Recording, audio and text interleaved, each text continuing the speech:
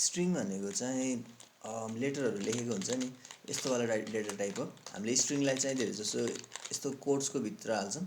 Single quote हाल्यो भने double coat हाल्यो भने केही फरक पर्दैन, यस्तोलाई स्ट्रिङ भन्छौँ। यस्तोलाई हामीले कुनै एउटा भ्यारिएबलको भित्र राख्यौँ, जस्तो मैले लेट फुड इक्वल्स टु कुनै एउटा स्ट्रिङ पिज्जा, सजिलो है। लेट फुड इक्वल्स पिज्जा राख्यो भने अनि त्यसपछि कन्सोल लग गऱ्यो भने त्यही आउँछ। फुड गर्दाखेरि आउनु पर्यो होइन, यहाँ मैले फुड गरेँ भने चाहिँ यहाँ पिज्जा आउँछ, आयो। अनि त्यस्तै मैले टाइप अफ पनि गर्न मिल्छ, जस्तो कन्सोल डट लग अनि टाइप अफको पछाडि चाहिँ फुड गऱ्यो भने चाहिँ के आउँछ, स्ट्रिङ हो हाम्रो फुड। यहाँ माथि मैले स्ट्रिङ राखिरहेको छु नि त, यस्तो पनि गर्न मिल्छ। अनि हामीले स्ट्रिङमा चाहिँ अरू धेरै कुरा नि युज गर्न मिल्छ, जस्तो मैले स्ट्रिङ भनेर एउटा डिफाइन गरेँ, लेट केट भएछ, लेट ब्याग इक्वल्स टु के हुन्छ होला, this is a set of characters in a string in course, यस्तै के है, चिपाइदिए लेखेँ मैले भने नि। यस्तो खाले स्ट्रिङमा चाहिँ हामीले स्पेसल क्यारेक्टर नि युज गर्न मिल्छ कि भन्नु खोजेको। जस्तो मलाई चाहिँ यो सेट पछि एउटा नयाँ लाइन चाहियो अरे, जे गर्नु भने नयाँ चाहिँ लाइन चाहियो भने नि मैले कसरी राख्छु भने नि एउटा ब्याकस्ल्यास हाल्नुपर्छ यहाँ यतापट्टिको होइन, अर्को खाले ब्याकस्ल्यास कता छ, यो वाला, यो हाल्ने। अनि त्यसपछि यसलाई स्केप क्यारेक्टर नै भन्छ है, यो हाल्यो अनि त्यसपछि एन हाल्यो भने चाहिँ यसले एउटा न्यू लाइन बनाइदिन्छ मेरो लागि त्यहाँ। अनि त्यस्तै यसको सट्टा मैले यहाँ चाहिँ एउटा सिंगल कोट, यो डबल कोट हाल्यो भने डबल कोट आउँछ, सिंगल कोट हाल्यो भने सिंगल कोट आउँछ, यस्तो जे हालेको छु त्यो आउँछ।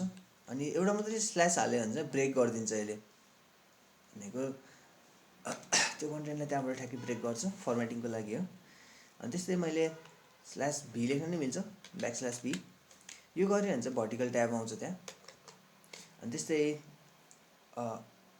हामीले स्ट्रिङलाई कन्क्याटिनेसन भन्ने पनि गर्न मिल्छ, जस्तो लेट ब्याग इक्वल्स टु यो छ होइन, मैले कन्क्याटिनेसन गर्ने भनेको चाहिँ जस्तो यहाँ अब यो एउटा स्ट्रिङ भयो के अरे, कन्सोल लग गर्ने बेलामा हेरौँ है, जस्तो मैले सेमिकोलन छोडेछु है त्यहाँ माथि, कन्सोल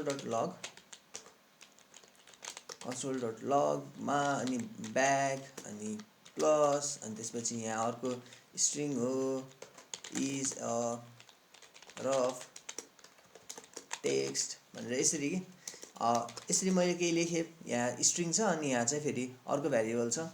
अब यहाँ पछाडि नम्बर थप्न नि पाइन्छ, केही थप्यो भने यस्तो यस्तो केही थप्यो भने चाहिँ यस्तोलाई नि आउटपुट गर्छ कि this is a set of characters भनेको ब्याग भयो, अनि इज रफ टेक्स्ट अनि 12 छ पछाडि 12, यस्तोलाई मैले कन्क्याटिनेसन भनिन्छ।